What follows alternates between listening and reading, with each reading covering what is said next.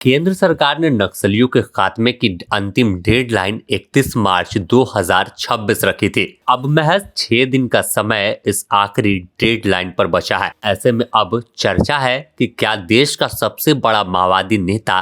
Polit bureau सदस्य मिसिर बेसरा और उसके साथ सारंडा के जंगल में मौजूद 26 से 27 बड़े माओवादी क्या आत्मसमर्पण करेंगे, या फिर सुरक्षा बलों की दबिश जब बढ़ी है या उनका एनकाउंटर हो सकता है।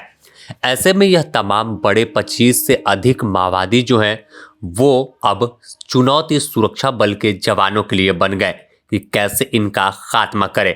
अगर हम बात करें कि तो झारखंड के पश्चिमी सिंहभूम जिले के चाईबासा के सारंडा इलाके में कई नक्सली खूंखार दुर्दांत जंगल में बैठे हैं, जिनकी तलाश में Jharkhand Jaguar, Jharkhand police, CRPF और कोबरा की टीम पिछले 3 सालों से अभियान चला रही है। इस अभियान का नाम ऑपरेशन मेधा बुरू झारखंड पुलिस ने दिया है, जबकि केंद्र सरकार इसे ऑपरेशन ब्लैक फॉरेस्ट के नाम से जानती है। इस ऑपरेशन में सुरक्षा बल के जवानों के निशाने पर सबसे खूंखार और दुर्दांत माओवादी पोलित ब्यूरो सदस्य मिसिर बेसरा है, जिस पर 1 करोड़ रुपए का इनाम राज्य सरकार ने रखा है। इसके साथ सेंट्रल कमेटी का सदस्य असीम मंडल उर्फ आकाश है, जिस पर भी 1 करोड़ रुपए का इनाम है। इसके अलावा 25 लाख का इनामी सैक सदस्य अजय उर्फ अजय महतो, 15 लाख का इनामी मोचू उर्फ मेहनत और रीजनल कमेटी सदस्य मदन महतो उर्फ शंकर के साथ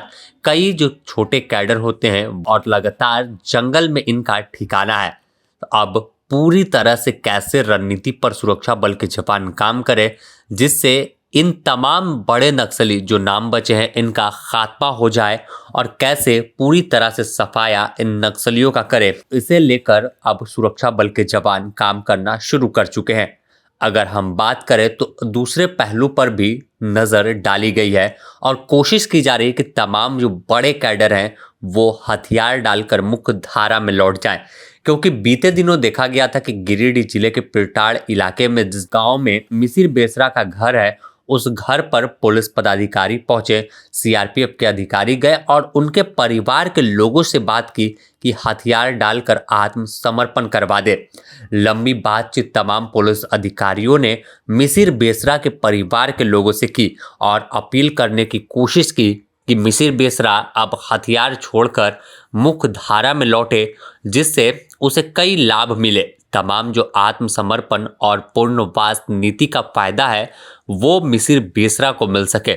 इसके तहत परिवार के लोगों से अपील की जा रही है। अब देखना होगा कि आखिर क्या मिसिर बेसरा आत्मसमर्पण कर देता है या फिर जंगल में जिस तरह से बीते दिनों जब मुठभेड़ हुई थी सारंडा में, तो 1 करोड़ के इनामी सेंट्रल कमेटी सदस्य तूफान जी के साथ 17 माओवादी मारे गए थे। इस 17 माओवादियों के एनकाउंटर के साथ ही सारंडा का आंकड़ा जो था 50 से घटकर 30 के अंदर सिमटा कि अब महज इतने ही नक्सली बचे हैं। ऐसे में अब इन्हें भी जीरो पर लाना एक बड़ी चुनौती सुरक्षा बल के जवानों के लिए बन गई है और यही वजह है कि हर पहलुओं पर बात की जा रही है। चाहे एक तरफ आत्मसमर्पण करने को लेकर उनके परिवार के लोगों से बात की जा रही है, तो दूसरी तरफ सुरक्षा बल के जवान ऑपरेशन भी तेज कर चुके हैं और साफ तौर पर केंद्र सरकार यानी गृह मंत्रालय ने साफ किया है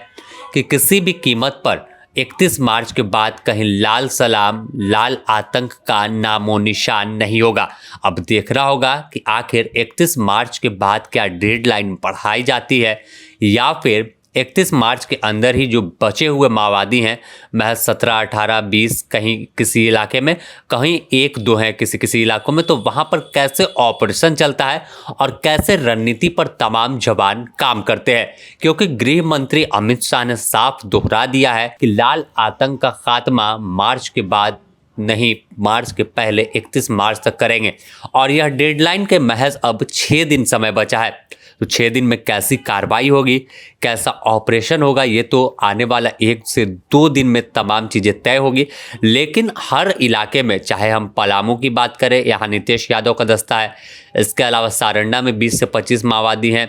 और कई इलाकों में, तो उन तमाम संदिग्ध वाले जो सस्पेक्ट इलाके हैं वहाँ पर ऑपरेशन तेज कर दिया गया है, जिससे माओवादियों को पूरी तरह से खत्म किया जा सके। बने रहें द न्यूज़ पोस्ट के साथ, इससे जुड़ी और भी अपडेट देंगे।